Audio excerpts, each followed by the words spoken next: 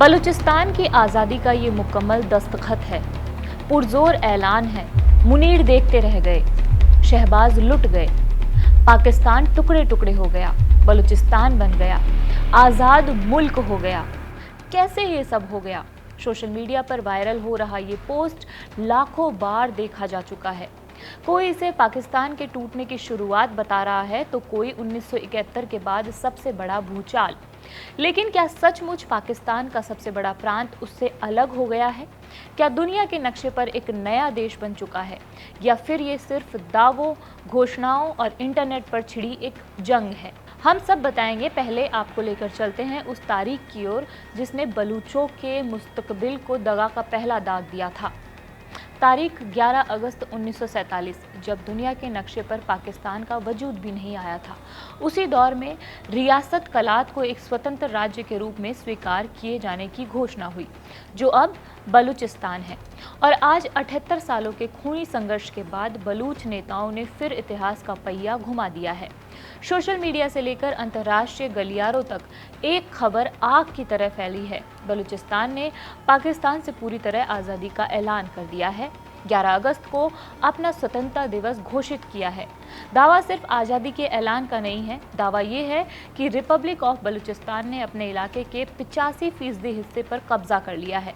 उन्होंने अपना नया राष्ट्रीय ध्वज, अपना राष्ट्रगान और अपनी नई करेंसी तक जारी कर दी है। साथ ही अंतर्राष्ट्रीय समुदाय से भी मांग की है कि बलूचिस्तान को एक स्वतंत्र राष्ट्र के रूप में मान्यता दी जाए।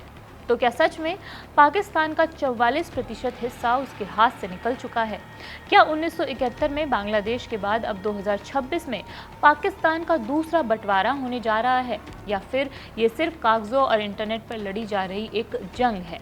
आज मैं आपको बताऊंगी बलूचिस्तान के उस दर्द, इतिहास और जियोपॉलिटिक्स को जिसे पाकिस्तान दशकों से दुनिया से छिपाता आया है। पाकिस्तान के नक्शे को देखें तो उसका सबसे बड़ा प्रांत बलूचिस्तान है, लेकिन आबादी लगभग 1.5 करोड़ के आसपास, यानी पाकिस्तान की सबसे बड़ी जमीन लेकिन सबसे कम आबादी। ये इलाका रेगिस्तान, ऊंचे पहाड़, समुद्र और प्राकृतिक संसाधनों का खजाना भी है। इसकी सीमा ईरान और अफगानिस्तान दोनों से मिलती है। इससे पाकिस्तान को मिडिल ईस्ट से जोड़ने वाले व्यापारिक मार्गों तक सीधी पहुंच भी मिलती है। इतना ही नहीं, ये पाकिस्तान की अर्थव्यवस्था, सुरक्षा और चीन की रणनीति का सबसे महत्वपूर्ण इलाका है। यही नहीं, यहाँ पर है ग्वादर पोर्ट, वही ग्वादर जिसे चीन अपने बेल्ट एंड रोड इनिशिएटिव का सबसे ज़रूरी हिस्सा मानता है। यहीं से गुजरता है चाइना पाकिस्तान इकोनॉमिक कॉरिडोर यानी CPEC। लेकिन दुर्भाग्य देखिए कि पाकिस्तान के कुल बजट में इस प्रांत को सिर्फ 6 से 7% हिस्सा ही नसीब होता है। ये सिर्फ आर्थिक आंकड़ा नहीं है, बल्कि दशकों से बलूच आवाम के साथ हो रहे शोषण का जीता जागता सबूत है। बलूचिस्तान कुदरती खजानों से बहुत अमीर है, लेकिन वहाँ के लोगों के हिस्से में सिर्फ बदहाली आई है। अब आते हैं उस ज़रूरी पहलू पर कि बलूच नेताओं ने स्वतंत्रता दिवस के लिए 11 अगस्त की तारीख ही क्यों रखी।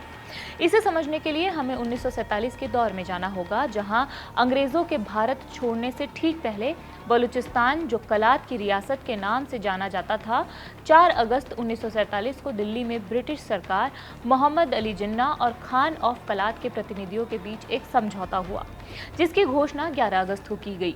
इसमें कलात को एक स्वतंत्र राज्य के रूप में स्वीकार किया गया। अगले करीब 7 महीनों तक कलात ने अपनी संसद और प्रशासन चलाया, लेकिन मार्च 1948 में खान ऑफ कलात ने पाकिस्तान के साथ विलय के दस्तावेज पर हस्ताक्षर कर दिए।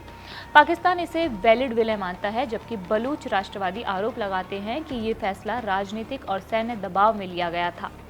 यही कारण है कि आज भी 11 अगस्त बलूच राष्ट्रवादी आंदोलन के लिए एक खास तारीख मानी जाती है।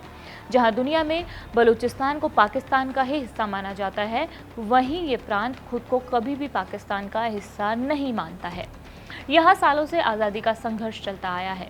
जब जब बलूचों ने अपने अधिकारों की बात की, उन्हें पाकिस्तानी खुफिया एजेंसी और सेना ने गायब किया है। अंतर्राष्ट्रीय मानवाधिकार संगठनों की रिपोर्ट्स के मुताबिक बलूचिस्तान में एनफोर्स डिसअपीयरेंसेस यानी जबरन गायब करना और किल एंड डंप पॉलिसी एक कड़वी सच्चाई है। हजारों बलूच छात्र, डॉक्टर, पत्रकार और बुद्धिजीवी रातों रात अपने घरों से उठाए गए हैं और महीनों बाद उनके शव सुनसान पहाड़ियों में मिले हैं। ऐसे में ये सवाल उठाना लाजिमी है कि पाकिस्तान बलूचिस्तान को क्यों नहीं छोड़ना चाहता। इसका जवाब है अपार प्राकृतिक खजाना। पहला, सुई गैस। 1952 में बलूचिस्तान के सुई इलाके में गैस का बड़ा भंडार मिला। इस गैस से पूरे पाकिस्तान के घर और फैक्ट्रियां जलती है, लेकिन बलूचिस्तान के गांव में आज भी लोग लकड़ी जलाकर खाना बनाने को मजबूर हैं। दूसरा, रेकोडिक। यहाँ दुनिया की सबसे बड़ी सोना और तांबा की खदानों में से एक है, जिसकी कीमत अरबों डॉलर है। तीसरा, CPEC और ग्वादर। चीन का 62 बिलियन डॉलर का ड्रीम प्रोजेक्ट CPEC इसी बलूचिस्तान के ग्वादर पोर्ट पर टिका है। बलूच लोगों का कहना है कि चीन और पाकिस्तान मिलकर उनके संसाधनों को लूट रहे हैं। बदले में उन्हें सिर्फ गरीबी और सेना की बूटों की आहट मिल रही है। तो क्या बलूचों की ओर से 85% इलाके पर कब्जे और आज़ादी का दावा सच में बलूचिस्तान को एक आज़ाद देश बना सकता है? अगर हम अंतर्राष्ट्रीय कानून और मॉन्टेविडियो कन्वेंशन की माने तो किसी भी इलाके को देश बनने के लिए 4 मुख्य शर्तें पूरी करनी होती है। पहला, स्थायी आबादी। बलूचिस्तान के पास 1.5 करोड़ से ज़्यादा की आबादी है, यानी ये शर्त पूरी होती है। दूसरा, तय सीमा। बलूचिस्तान का भौगोलिक नक्शा साफ है, यानी ये भी शर्त पूरी होती है। तीसरा, काम करने वाली सरकार। क्या BLA या बलूच नेताओं का क्वेटा, ग्वादर और सरकारी दफ्तरों पर प्रशासनिक कब्जा है? पहाड़ी इलाकों में बलूचों का दबदबा जरूर है, लेकिन शहरी इलाकों पर पाकिस्तानी सेना और प्रांतीय सरकार का ही कंट्रोल है। चौथा, दूसरे देशों के साथ संबंध। इसके लिए अंतर्राष्ट्रीय स्वीकार्यता और अन्य देशों की मान्यता जरूरी होती है, जो फिलहाल किसी भी देश से नहीं मिली है। ऐसे में बलूचिस्तान का मुद्दा सिर्फ पाकिस्तान का अंदरूनी मामला नहीं रहा, ये ग्लोबल जियोपॉलिटिक्स का केंद्र बन चुका है। इस पूरे विवाद में एक नाम सबसे ज्यादा चर्चा में है और वह है मीर यार बलोच। आखिर ये कौन है, आइए जानते हैं। मीर बलोच एक स्वतंत्र पत्रकार, लेखक, मानवाधिकार कार्यकर्ता और आज़ाद बलूचिस्तान आंदोलन का प्रतिनिधित्व कर रहे हैं। उन्होंने संयुक्त राष्ट्र से बलूचिस्तान को अलग मुल्क के तौर पर पहचान देने के लिए बैठक बुलाने की अपील की थी।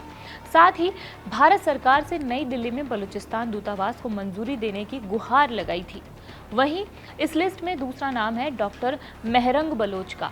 बलूचिस्तान प्रांत में बेहद सक्रिय मानवाधिकार कार्यकर्ता मानी जाती है। वे पेशे से डॉक्टर हैं, लेकिन बलूचिस्तान में पाकिस्तानी सेना और सरकार के खिलाफ मुखर रही हैं। मेहरंग बलोच ने अपने प्रांत में लोगों को जबरन गायब करने के फैसले के खिलाफ लगातार आवाज उठाई है। उन्होंने इसके लिए बलूचिस्तान में अहिंसक आंदोलन चलाया है। अब आते हैं उस संगठन पर जिसका नाम सबसे ज्यादा सुनाई देता है, BLA यानी बलोच लिबरेशन आर्मी। ये एक अलगाववादी उग्रवादी संगठन है। इसका मकसद पाकिस्तान से अलग आज़ाद बलूचिस्तान बनाना है। ये बताया जाता है कि इनका ये मकसद है। पाकिस्तान इसे आतंकवादी संगठन मानता है। अमेरिका ने भी BLA को विदेशी आतंकवादी संगठन घोषित किया हुआ है। ब्रिटेन समेत कई देशों में भी इस पर प्रतिबंध है। पिछले कुछ सालों में BLA ने कई बड़े हमलों की जिम्मेदारी ली है। इनमें रेलवे ट्रैक, सेना के काफिले, सरकारी प्रतिष्ठान और चीन के प्रोजेक्ट्स पर हमले शामिल रहे हैं। ऐसे में सवाल आता है कि क्या भारत बलूचिस्तान को मान्यता दे सकता है? ये सवाल भारत में अक्सर पूछा जाता रहा है।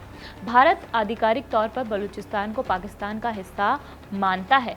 हालांकि भारत ने अलग अलग मौकों पर बलूचिस्तान में मानवाधिकार उल्लंघनों का मुद्दा जरूर उठाया है। वहीं पाकिस्तान आरोप लगाता रहा है कि भारत बलूच अलगाववादियों का समर्थन करता है। भारत इन आरोपों को लगातार खारिज करता है।